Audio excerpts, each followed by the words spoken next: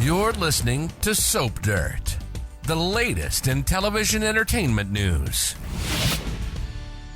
Hey, General Hospital fans, I've got your early spoilers for November 10th through the 14th. We're going to talk about Carly plotting and Anna attacked. It's Belinda from Soap Dirt. If you're not following us, please reach down, hit that subscribe button as we always do on early edition day. We start with what's coming the rest of this week, then dive into what's ahead for next week. So on Wednesday, November 5th, we've got Nathan talking to Spinelli and Felicia, and he asks if they're hinting that he should not enforce his custody rights for James. And it actually looks like Nathan may agree that it's best that he doesn't take James out of the only home he knows and away from his siblings, because Spinelli and Felicia are relieved, according to GH Spoilers.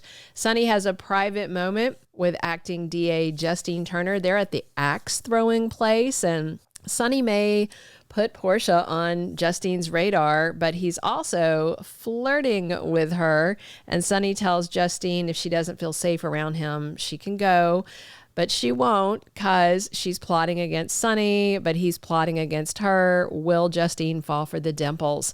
Alexis is there for Danny.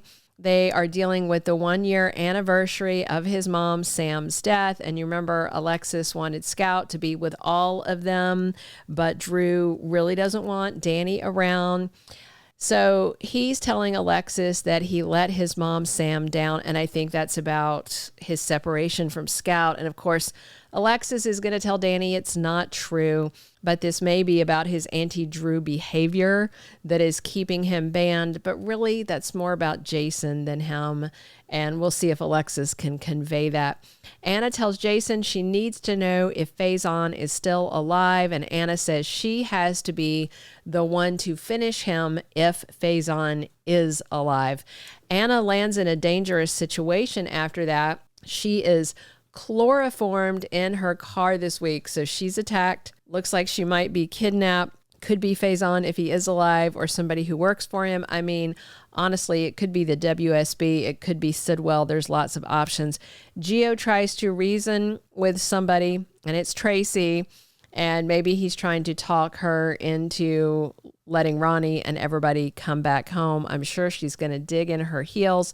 Tracy tells Gio there's been a reversal of fortune and reveals that Monaco left her the house. But I wonder if she's going to tell him everybody sided with the traitor. Gio actually likes Ronnie as well. So we'll see if he sides with the others, or maybe Tracy can convince him to move in, because that would be good bait to get BLQ and Chase and Dante and others to move back in. Thursday, November 6th, we've got a familiar face back in Port Charles. Now, maybe it's Faison, or maybe it's Peter, because maybe one of them kidnapped Anna. But my personal top guess is Valentine, because it looks like he has been transferred away from Steinmauer and into a United States WSB prison, maybe even locally there in Port Charles. Felicia has a new PI case to use her skills on, and she may be looking into Nathan's 7-year disappearance. There's some hard work ahead for Tracy, and I'm sure it's trying to reconcile with family, but you know she's going to be stubborn. Marco catches Lucas off guard, and he asks Lucas to move into Windermere with him, which of course, that's where Sidwell lives too. So kind of an interesting proposition. And Jack has a new mission for Jocelyn, because he wants her to get close to Sidwell. And to do that, Jack wants Joss to stay very close to her Uncle Lucas, find out everything she can about Marco, about Sidwell. And if Lucas moves into Windermere, that'll be a lot easier for her to do. Friday, November 7th on General Hospital, we've got Sidwell very impressed with Ava. There's been a flirty vibe between them for a while, but before she was seeing Rick, and then Cody was trying to seduce her for money. So I think she's single as a Pringle at this point, and Sidwell may see Ava as being very useful to him, which is probably accurate. And she may be around Windermere and Sidwell more if Lucas moves in.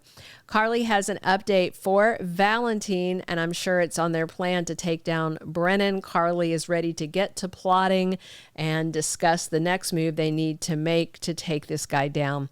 Laura's re-election campaign is threatened.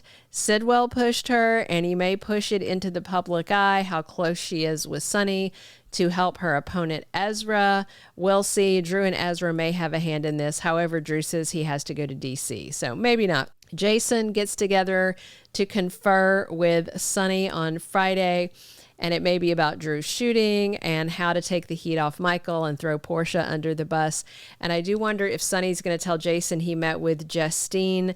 I bet Jason warns him away from the lady DA if Sonny brings it up, but he never listens. And Charlotte and Emma work on their strategy to get proof on Dalton. And of course, Rocco plans to steal the lab key fob from Britt to help out. The week of November 10th through the 14th, we should have election results coming to Port Charles, and I'm interested to see if Laura loses her campaign because of Sonny and Sidwell's posturing, or if she hangs on to her office. My vote is for Mayor Laura. Portia faces questions about her whereabouts during Drew's shooting, and she will be forced to share her alibi.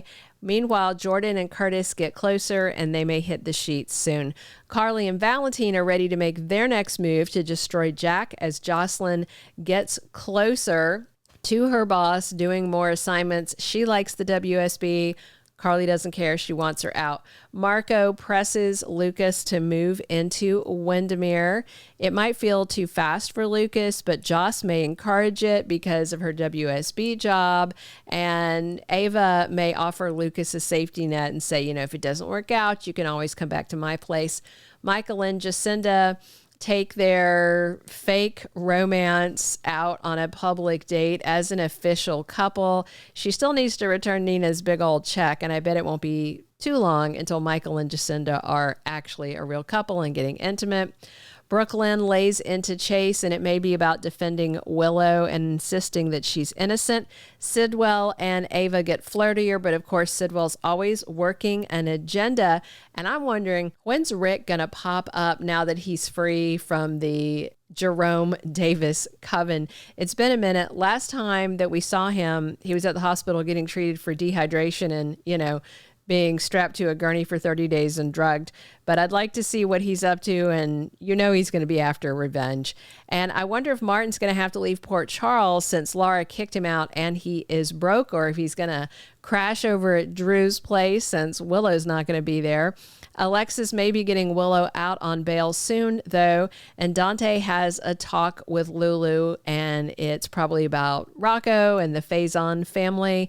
Justine has another charged moment with Sonny, and I do wonder if when Rocco and the kids get into the lab, whoever winds up going in, if they're shocked to find out that Britt has taken Dalton's place as the boss. That might end any curiosity Rocco has about, as he calls her, his other mother. Thank you for being a loyal listener. Follow us wherever you get your podcast, because you don't want to miss the next episode. Soap Dirt is on all the major podcast platforms, including Apple Podcast, Spotify, iHeartRadio, and more.